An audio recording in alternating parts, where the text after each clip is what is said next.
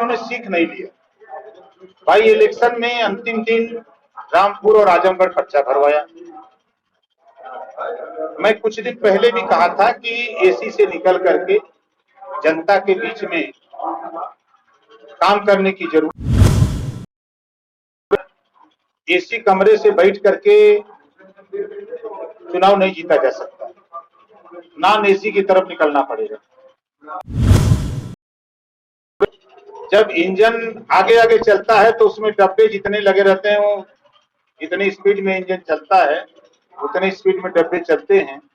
अगर उस डब्बों में लगे हुए चक्के, उसमें अगर बैरिंग दो चार खराब भी रहती है तो घसीट करके इंजन ले जाके प्लेटफार्म पर।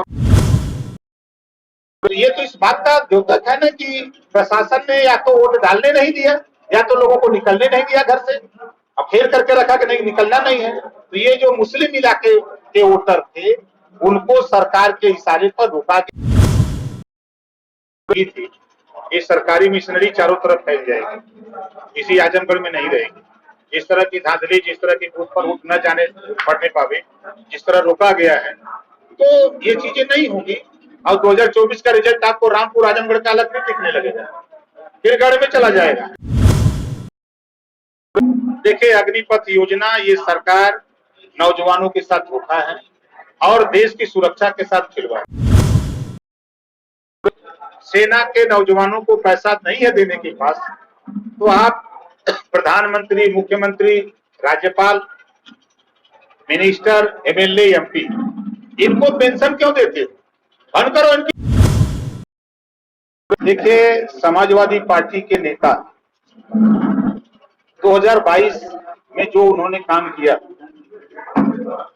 नॉमिनेशन के अंतिम दिन पर्चा दाखिल कराना, एक एक सीट पर दो दो तीन तीन लोगों को दौड़ा देना, उससे इन्होंने सीख नहीं लिया।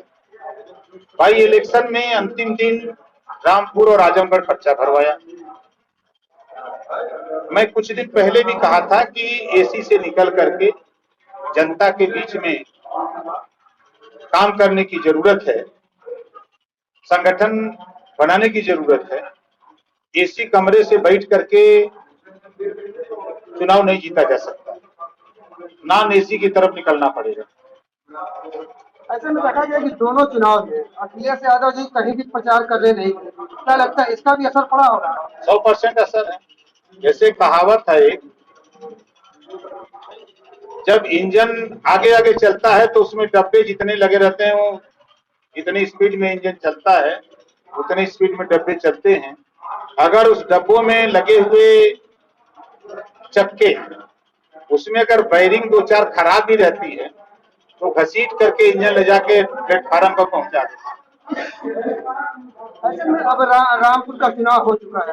रामपुर में अब आजम खां जो है लगातार प्रशासन पर टिकरा फोड़ रहे हैं कि प्रशासन की वजह से जो है समाजवादी पार्टी रामपुर में हारी है। देखिए, प्रशासन, मैं तो पहली बार मैं देखा रिजल्ट वेबसाइट पे, मैंने कल रिजल्ट देखा रामपुर और आजमगढ़ का। तो रामपुर में मुझे बड़ा आश्चर्य हुआ कि जिस बूथ पे 600 वोट, 500 वोट, 800 वोट है, वहां कहीं 5 वोट पड़ा है, कहीं 9 वोट पड़ा है, कहीं 4 वोट पड़ा है। तो ये तो इस बात का द्योतक है ना कि प्रशासन ने या तो वोट डालने नहीं दिया या तो लोगों को निकलने नहीं दिया घर से, अब फेर करके रखा कि नहीं निकलना नहीं है। तो ये जो मुस्लिम इलाके के वोटर थे उनको सरकार के इशारे पर रोका गया ताकि वो बूथ पर न जाए, वोट का परसेंटेज कम हो जाए।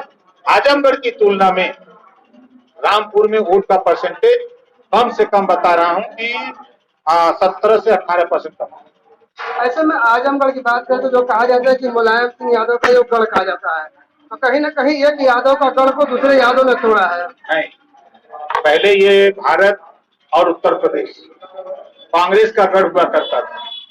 एक समय आया कि जनता पार्टी का गढ़ हो गया, फिर एक समय आया जनता दल का गढ़ हो गया, फिर एक समय आया भाजपा का गढ़ हुआ, फिर एक समय आया बसपा और सपा का गढ़ हो गया, फिर एक समय आया है कि भाजपा प्रदेश और देश में अपना गढ़ बनाई हुई है।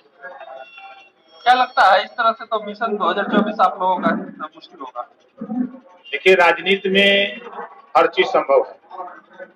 ये जो आप देख रहे हैं आजमगढ़ की हार, आप देखिएगा जब आम चुनाव होगा तो जो ये इतनी सरकारी मिशनरी यहाँ लगी थी, ये सरकारी मिशनरी चारों तरफ फैल जाएगी, इसी आजमगढ़ में नहीं रहेगी। जिस तरह की धांधली, जिस तरह की बूथ पर वोट न जाने पड़ने पावे, जिस तरह रोका गया है, तो ये चीजें नहीं होंगी। और 2024 का रिजल्ट आपको रामपुर आजमगढ़ का अलग भी दिखने लगेगा, फिर गढ़ में चला जाएगा। अग्निपथ योजना को लेकर क्या कहेंगे? देखिए, अग्निपथ योजना ये सरकार नौजवानों के साथ धोखा है और देश की सुरक्षा के साथ खिलवाड़। जब अगर आपको सेना के नौजवानों को पैसा नहीं है देने के पास, तो आप प्रधानमंत्री, मुख्यमंत्री, राज्यपाल, मिनिस्टर, एमएलए, एमपी, इनको पेंशन क्यों देते हो? बंद करो इनकी पेंशन। इसी पेंशन से आप सेना के जवानों को जो पुरानी व्यवस्था थी उसको लागू करो। क्यों अग्निपथ लेके आए हो? 4 साल बना दो, 4 साल का मुख्यमंत्री और प्रधानमंत्री की कुर्सी। 8 साल तो हो गया, पहले इस्तीफा दे दो प्रधानमंत्री की, मुख्यमंत्री की दे दो, दूसरे को नंबर आ जाए। 4-7 साल का सब बना दो, जितने आईएएस और आईपीएस है सब बनाओ 4 साल। ऐसे में क्या ओम प्रकाश राजभर जो पेंशन जो छोड़ने की बात है उसकी वकालत अरे करेंगे? कानून बना दे, अपने आप छूट जाएगा। वरुण गांधी ने भी इसकी पहल की है। कहा है ना, हम भी तो कह ही रहे, अभी तो कह रहे कानून बन जाए। जैसे बाबा साहब डॉक्टर अम्बेडकर ने संविधान में कानून बना दिया कि आप किसी की हत्या करोगे, मौके पे मरेगा, 302 लगेगा। तो उसी तरह कानून बना दो कि पेंशन खत्म, तो कहां से पेंशन लेगा नेता और मुख्यमंत्री, प्रधानमंत्री। हमसे जुड़े रहने के लिए हमारे YouTube चैनल को सब्सक्राइब करें और नई वीडियो की नोटिफिकेशन के लिए बेल आइकॉन को दबाएं। अगर आप ये वीडियो Facebook पर देख रहे हैं तो लाइक जरूर करें और ज्यादा से ज्यादा शेयर करें। धन्यवाद।